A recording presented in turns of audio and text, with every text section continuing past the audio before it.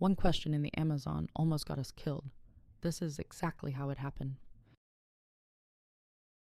I live in Miami.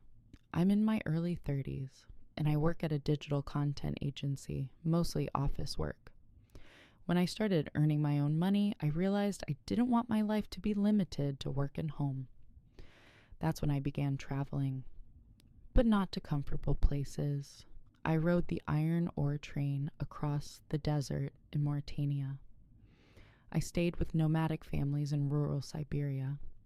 I traveled to remote parts of Africa just to see the Hamer tribe. These trips sound extreme when I say them out loud, but at the time they felt normal. I always researched, always contacted local guides, always prepared. This time it was Venezuela, the Amazonas state. For months, I watched travel vlogs and read blogs. I contacted local guides using my broken Spanish. It took time, but eventually everything lined up. Mexico first, then Venezuela, and finally a small propeller plane into Amazonas. I stayed in a town that felt like the last stop before the jungle swallowed everything. We spent a few days there. The goal was clear: visit an isolated indigenous tribe deep in the Venezuelan Amazon. Stay with them. Live the way they lived. I wasn't alone.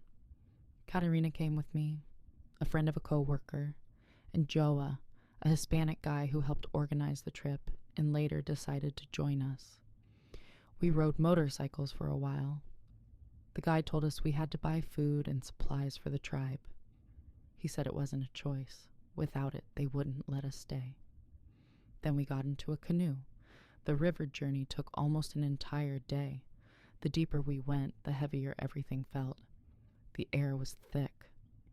Breathing felt different, like the humidity was pressing against my chest. The jungle was alive, but not loud, just constant. Water dripping, insects, distant sounds I couldn't identify. Joa talked to fill the silence. He said the Amazon had a spirit, that if you were a bad person, the jungle would punish you. At first, it sounded like stories meant to scare tourists. Then the guide joined in. "Do you want to hear a real story?" he asked.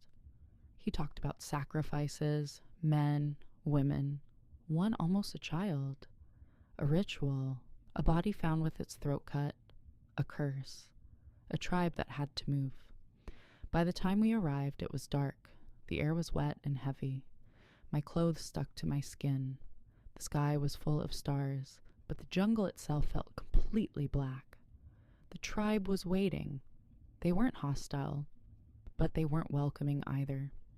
They looked at us the way you look at something unfamiliar, without curiosity, without warmth, just observation. They gave us hammocks, nothing more. No smiles, no conversation. That night was unbearable. The humidity made sleep impossible. Sweat didn't evaporate. It just stayed. Insects brushed against my skin constantly. Somewhere nearby, something large moved through the undergrowth. I couldn't see anything, but I could hear it. The jungle never went quiet. The next day, we tried to interact. Some people knew a few Spanish words. Conversations were short. Answers were brief. They didn't seem interested in us, but they watched everything we did. Children stayed at a distance. Adults rarely made eye contact. When we tried speaking with the men, the story from the canoe came back to me. I asked the guide to tell them that story. He refused. Said it wasn't necessary. That made me uncomfortable. I pushed again. He still refused. So Joa and I tried asking questions ourselves, using our limited Spanish. That's when everything shifted. One man reacted instantly. His face tightened. He raised his voice and stepped toward us. We didn't understand the words, but the anger was unmistakable. The guide intervened. He spoke fast. The tone changed. More men gathered around us, not aggressively, but close enough to trap us where we stood. I asked the guide what was happening. He said, "I told you," and told us to move away.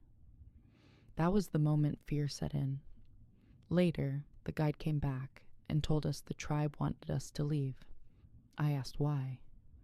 He avoided answering, said the story wasn't accurate, but refused to explain. Leaving meant destroying the entire plan. Then he looked at me and said, "Your life is worth more than your money or your plans." I felt cold. We packed quickly. At sunset, we were back in the canoe. No one spoke to us. People avoided us, even the children. As we prepared to leave, several women stepped forward.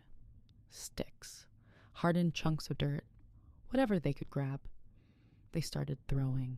The guide panicked. He tried starting the engine. The canoe rocked violently as objects hit the sides. One strike nearly knocked us off balance.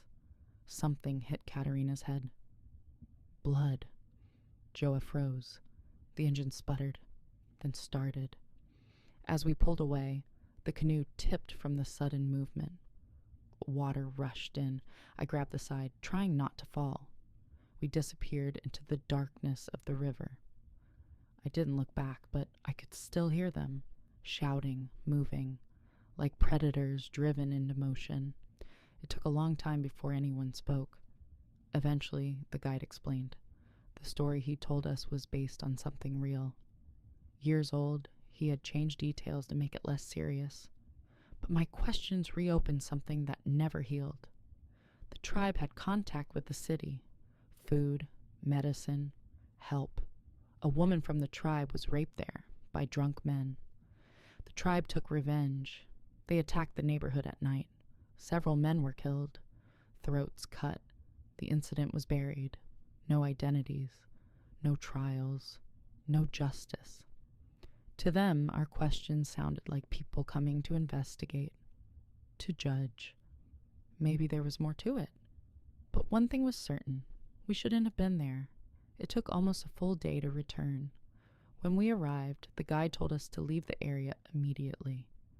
We rented a car and left. The Amazon still appears in my dreams, not because of its darkness, but because of its silence.